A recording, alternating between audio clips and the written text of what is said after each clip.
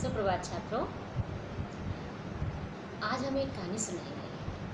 पता है, एक लड़का था वरदान और उसकी एक बहन थी सौम्या। वो दोनों सुबह सुबह सैर करने के लिए निकले। जब वो रास्ते में जा रहे थे तो उन्हें एक खरगोश मिला। बेचारा धूप की वजह से बेसुध पड़ा था। उसने खरगोश को उठाया और उसे छाया में लटाया। फिर उसकी बहन जो सौम्या थी वो भागकर पास में एक नल लगा हुआ था, वहाँ से पानी लेके गई। फिर उसने उसको नहलाया। किसको नहलाया? खरगोश को नहलाया और उसको पानी पिलाया, है ना। फिर उसने उसको कुछ खिलाया। उसका जो भाई था वरदान, वो वहाँ से थोड़ी सी घास लेके आया। फिर उसने उसको थोड़ी सी घास खिलाई। फिर घास खिलाने के बाद वो थोड़ा सा ठीक हो गया। जब वो थोड़ा सा ठीक हो गया फिर वो दोनों उसको लेके घर गए। उसको मतलब किसको लेके? खरगोश को लेके। जब वह घर गए तो उसने अपनी माँ से कहा, उसने मतलब किसने कहा? वरदान ने अपनी माँ से कहा कि देखो माँ, मैं क्या लाया हूँ। जब उसकी माँ ने सुना कि उसका बेटा तो जीवों पर दया करता है और बहुत दया दिखाई इसने इस पशु पर, तो वो बहुत खुश हो गई। कौन खुश हो गई? वरदान की माँ खुश हो गई, है ना। फिर उसने उसको खिलाया पिलाया, है ना। और वो उसको किसको? खरगोश को। और वो उसको वैसे ही प्यार करने लगी जैसे अपनी सौम्या और वरदान को करती थी। और फिर तीनों वहाँ पे बहुत खुशी से रहने लगे। कौन तीनों? सौम्या, वरदान और खरगोश। कहानी अच्छी थी ना। अब कहानी में आपको क्या सुनना है कि मैंने क्या कहा था कि वरदान पानी लेने गया। फिर वहाँ से वरदान घास लेने गया। फिर उसने वह घास खरगोश को खिलाई। तो उसने किसने खिलाई? वरदान ने खिलाई। तो ये जो उसने शब्द आया है वो किसके लिए आया है? वरदान के लिए आया है ना। वह पानी लेने गई। अब वह पानी लेने गई तो किसके लिए आया था? सौम्या के लिए आया था। तो जब किसी नाम के बदले में जो शब्द आते हैं उनको क्या कहते हैं? उनको सर्वनाम कहते हैं। बात समझ में आई? जैसे कि सौम्या पानी लेने गई थी और वह पानी लेके आई और उसने खरगोश को पानी पिलाया। तो उसने पानी पिलाया, वह पानी लेने गई, है ना।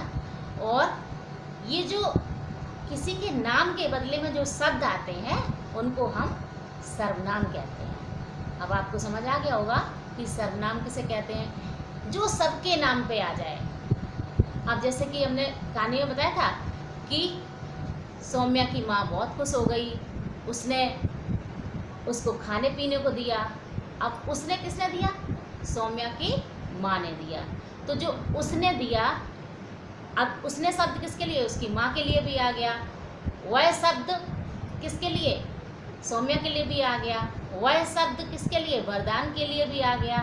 तो ये जो किसी के नाम के बाद में जो शब्द लगते हैं उनको हम क्या कहते हैं? सर्वनाम कहते हैं। अर्थात जो सबके नाम के बदले में लिए जाते हैं वो क्या होते हैं? वो सर्वनाम होते हैं। ठीक है। तो आज हम सर्वनाम पढ़ेंगे। अब हम विस्तृत रूप से चर्चा करेंगे सर्वनाम की। चलिए आइए पढ़ते हैं सर्वनाम। देखिए, सर्वनाम में सबसे पहले सर्वनाम की परिभाषा पढ़ेंगे। वैसे तो आपको पता चल ही गया है कि सर्वनाम क्या होते हैं, और आपको तो पता ही है कि सर्वनाम क्या होते हैं, लेकिन आप अपने प्राथमिक स्तर के जो बच्चे हैं उनको कैसे पढ़ाएंगे सर्वनाम। इसलिए हमने ये कहानी सुनाई थी कि आप इस तरह से प्रस्तावना निकलवा सकते हैं। ठीक है ना। चलिए देखिए,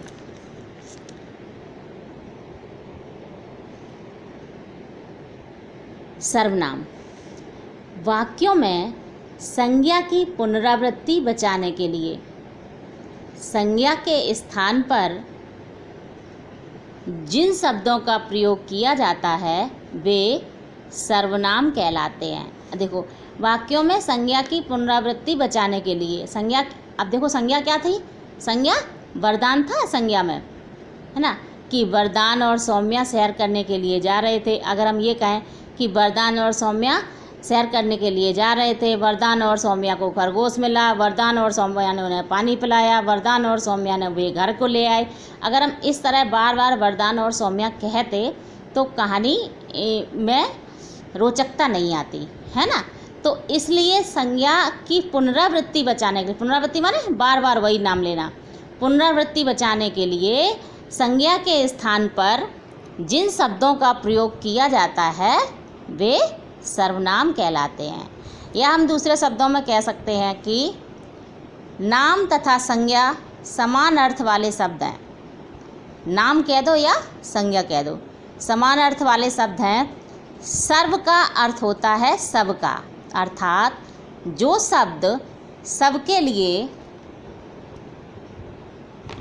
अर्थात जो शब्द सब नामों के लिए या संज्ञाओं के स्थान पर प्रयुक्त होता है वे सर्वनाम कहे जाते हैं। सर्वनाम का अपना कोई अर्थ नहीं होता, वे उस शब्द का अर्थ ग्रहण कर लेते हैं जिसके स्थान पर वे प्रयुक्त होते हैं, क्योंकि वो कोई स्त्रीलिंग और पुल्लिंग नहीं होते हैं सर्वनाम, क्योंकि वह वरदान के लिए भी आ गया, वह उसकी माँ के लिए भी आ गया, है ना, वह सौम्या के लिए भी आ गया। तो इनका कोई अपना अर्थ नहीं होता है, ये किसके, संज्ञा के स्थान पर प्रयुक्त होते हैं। अब देखिए सर्वनाम के भेद, सर्वनाम के भेद कितने होते हैं?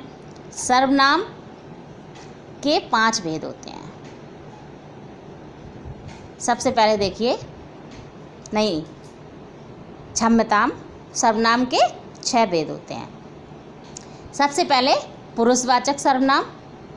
अब पुरुषवाचक सर्वनाम के 3 भेद हो गए, उत्तम पुरुष, मध्यम पुरुष और अन्य पुरुष।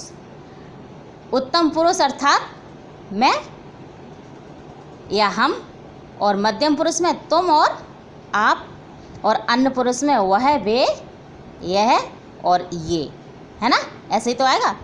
उसके बाद निश्चयवाचक सर्वनाम। निश्चयवाचक सर्वनाम में यह, वह, है ना। अनिश्चयवाचक सर्वनाम कोई, कुछ।